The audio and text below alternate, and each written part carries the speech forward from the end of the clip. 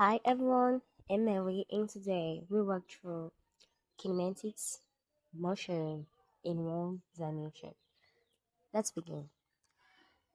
Kinematics is the branch of mechanics that studies the motion of objects without considering the forces that cause the motion. One-dimensional motion occurs along a straight line, e.g. like a moving car on a road or a falling ball. It occurs on a straight line, so it's motion in one dimension. Next, we move to basic quantities.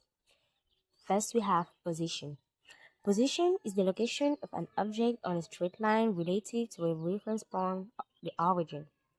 It has SI unit meter. Second, we have distance.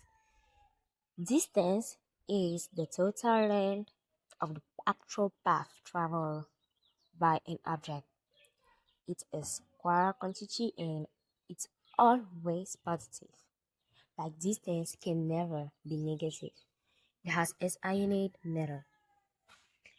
3. We move to displacement.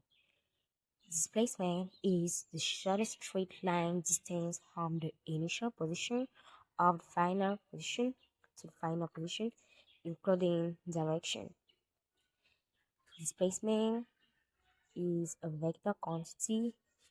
It can be positive, negative, or zero.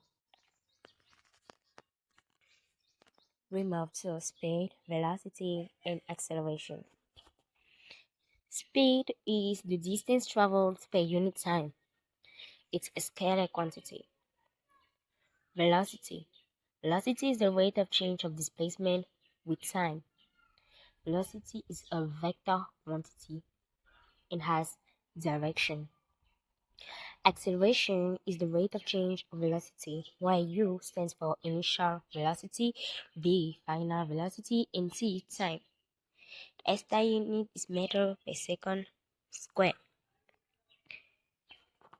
Next, we move to uniformly accelerated motion. Here, there are formulas that will help in calculations and some what to explain, where S stands for displacement, V final velocity, T time, U initial velocity, and A meter per second. It's very important to understand these because it helps in calculations. Next, we move to types of motion. We have uniform motion. Uniform motion is constant velocity. Equal distance are covered in equal time intervals. And since the acceleration is constant, and since the velocity is constant, acceleration will be zero. Next, uniformly accelerated motion. Constant acceleration, velocity changes by equal amounts in equal time intervals. Then we have decelerated or retarded motion. Like velocity decreases with time. Acceleration is negative. You can notice the arrow doesn't go in the same position like the two others to show that the acceleration is negative. At rest, object is not changing its position, so the velocity is zero. For example, if you have a car that's not moving, that's on the same spot, it has a velocity of zero since no motion is done. Then we have motion graphs. First, position time graph. The slope of the graph is equal to the velocity. The straight line is equal to the constant velocity. The horizontal line is the object at rest. Next, we have the velocity time graph. The slope of the graph is equal to the acceleration. Horizontal line is equal to constant velocity and acceleration is 0. Area under the graph is equal to displacement. Then we have acceleration time graph. The area under the graph is equal to change in velocity. The horizontal line for constant acceleration.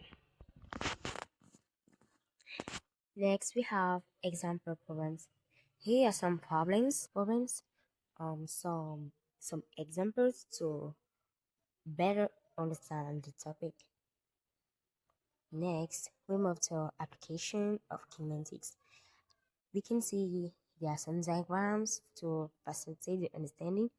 We have a vehicle motion analysis, sports science, robotics and automation, engineering and architecture, space exploration, traffic safety and accident reconstruction, and animation and computer simulations.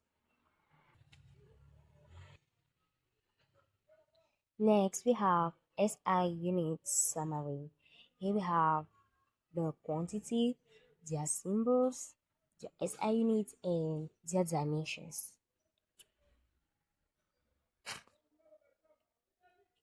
Next, we have some key points to remember. Here are very important points, like it's a short summary. First, kinematics describes how an object moves and not why it moves, but are two different things. Distance is always, always positive. Displacement depends on the initial and final positions. Velocity has both magnitude and direction. Acceleration is positive when velocity increases in the positive direction and negative when velocity decreases or changes direction. The equations of motion are valid only for constant acceleration. Only for constant acceleration. So, if the acceleration is 0, it doesn't work. Or if the acceleration increases or decreases, it doesn't work. Always, always pay attention to the signs. That's really important. Really, really important. Next, we have the references for further studies for more expansion or better understanding. Thank you.